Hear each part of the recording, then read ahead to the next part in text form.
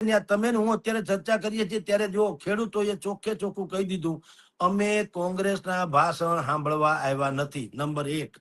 Number, કોંગ્રેસને ખબર હતી કે ગાંધીનગરમાં 144મી કલમ 2 દિવસથી લગાડવામાં આવી રહી છે. જો એને અમને જાણ કરી હોત તો આટલો ધક્કો ન ખાત. આ બીજી પણ વાજબી વાત છે.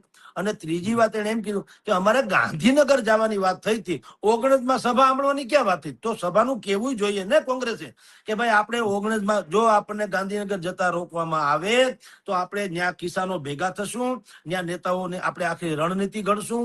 એ જાહેર સભા જેવું લાગશે. કોઈ એવું નહીં માનતા કે અમારે ખાલી પ્રવચન કરવું છે. અમે તો એવું કીધું હોય તો કોઈને વાંધો નતો.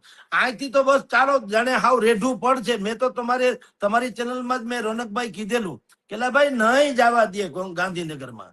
એમ થોડું હોય કઈ. અને ન જવા દીધું કે નહીં. અંતે શું થયું? જવા દેવાનો અધિકાર ખરો, જવાનો અધિકાર ખરો, લડવાનો અધિકાર ખરો, બધો અધિકાર ખરો, પણ અરાજકતાનો અધિકાર ન હોય. એ લોકોને ખબર છે કે આ ખેડૂતો આવે શું થાય. હાહાકાર મચી જાય કે નહીં. આટલા બધા ટ્રેક્ટરો ગાંધીનગરમાં ક્યાં પાર્કવા, ખેડૂતો આવે 5,000 ખેડૂતો છે, એનું શું કરવું? લાઠીચાર્જ કરો તો વળી બીજો ઇસ્યુ ઉભો થાય. એટલે એ અર્ધવચાળે રોકી જ રાખવાના. એ મેં કીધું તું ત્યારે કે રોકી જ રાખશે. લખી રાખો. રોકાઈ ગયા? જુઓ રોક્યા કે નહીં.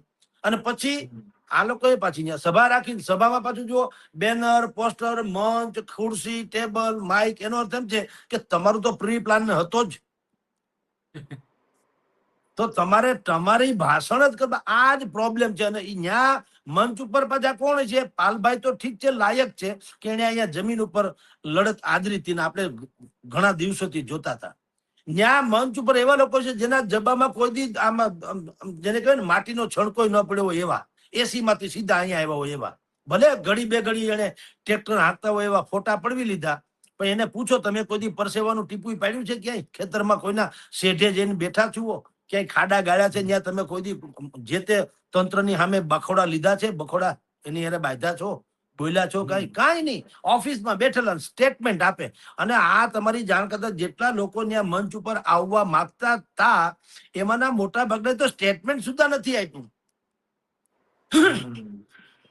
અને એમાંય પછી તડા પડ્યા કે ભાઈ આ તો ગોપાલ ઇટાલિયા બોલે વહરી આઈટમ છે, એટલે કે લોકપ્રિય છે, એટલે એને જેટલી વાત કરી લોકોના ગળે ઉતરી કે વાત તો મુદ્દાની છે. એટલે હવે એ બે માં પડ્યા તડા.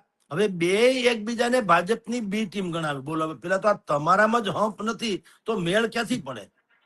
કોંગ્રેસ વાળા કે છે કે આમ આદમી વાળાથી ભાજપની બી ટીમ છે. કરસનદાસજી ભાદરકાએ કીધું ને કે ભારતીય જનતા પાર્ટી વાળાએ એની જે બી ટીમ છે આમ આદમી પાર્ટી એને મોકલી અહીંયા સત્યાનાશ કરવા.